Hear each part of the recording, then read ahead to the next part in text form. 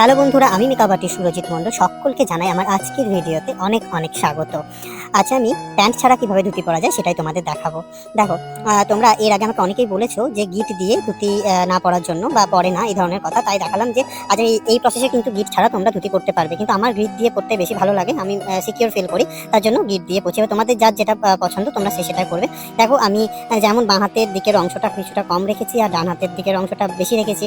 এবার বাঁ হাতের যে অংশটা সেটা ধরে ছোট ছোট করে কুচি করে নিচ্ছি। তোমরা জানোই, যারা ধুতি পরতে জানো, টুকটাক যে এই অংশটাই একদম দুই পায়ের ফাঁক দিয়ে, মানে মধ্যিখান দিয়ে পিছনের দিকে গিয়ে কোমরে গুঁজতে হবে। তার আগে আমি সুন্দর সুন্দর করে প্লিটটা করে নিচ্ছি। দেখো, আমার প্লিট অলমোস্ট হয়ে গেছে। এবার দুই পায়ের মধ্যিখান দিয়ে আমি কিভাবে নিয়ে গিয়ে জিনিসটাকে পিছনে গুঁজছি।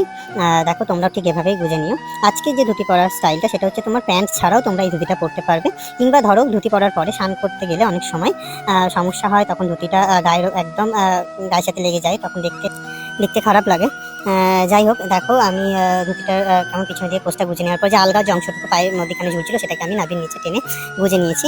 আর পায়ের কাছ থেকেও খানিকটা কাপড় টেনে একদম নাভির নিচে গুঁজে নিলাম, যাতে পায়ের কাছটা একদম যাতে জড়ো হয়ে না থাকে। দেখো, হয়ে গেছে। এরপর আমি একদম নাভির নিচে দুটো ছোট্ট ছোট্ট কুচি দিয়ে নিচ্ছি।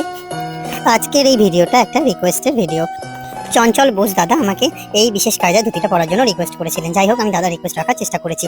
এই কায়দায় ধুতিটা পুরোহিতরা বেশি পরে। যাই হোক, পুজোর কাজকর্ম করতে সুবিধাই হয়। তোমরা দেখতে পাচ্ছ আমি যে দু তিনটে যে ছোট্ট ছোট্ট কুচি করে নিয়েছি, দুটো থেকে তিনটে একদম ছোট্ট ছোট্ট, সেটাকে অ্যারেঞ্জ করে নাভির নিচে গুঁজে নিয়েছি। এই কুচিটা দিলেও হবে, না দিলেও হবে, তবে আমি একটু কুচি পছন্দ করি বলে আমি দুটো কুচি দিয়ে নিলাম।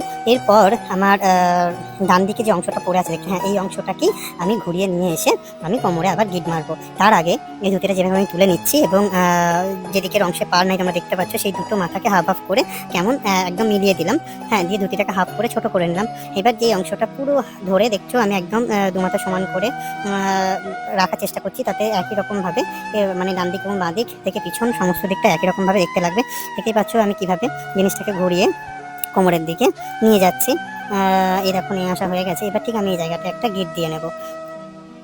তোমরা ঠিক এভাবে করতেই পারো। আর হ্যাঁ, তোমাদেরকে সকলকে অনেক অনেক ভালোবাসা। আর আজকে ধুতি পরার স্টাইলটা কেমন হয়েছে অবশ্যই জানিও আমায়।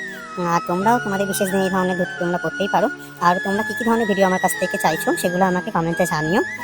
পাশে থেকো, ভালো থেকো, সুস্থ থেকো। আর দেখো, আমার ধুতি পরাটা কমপ্লিট হয়ে গেছে। যাই হোক, আমি এবার একটা স্যান্ডো গেঞ্জি পরে নেবো। দেখো, পিছন থেকে সামনে সাইডে সব দিকে দেখিয়ে দিলাম তোমাদের, যে কোনো দিকে কোনো সমস্যা আছে কিনা। না, নেই, একদমই আমার তো খুব ভালো লেগেছে পরে ধুতিটা।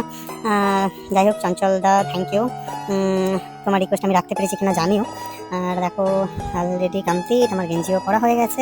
দেখা হচ্ছে পরের ভিডিও।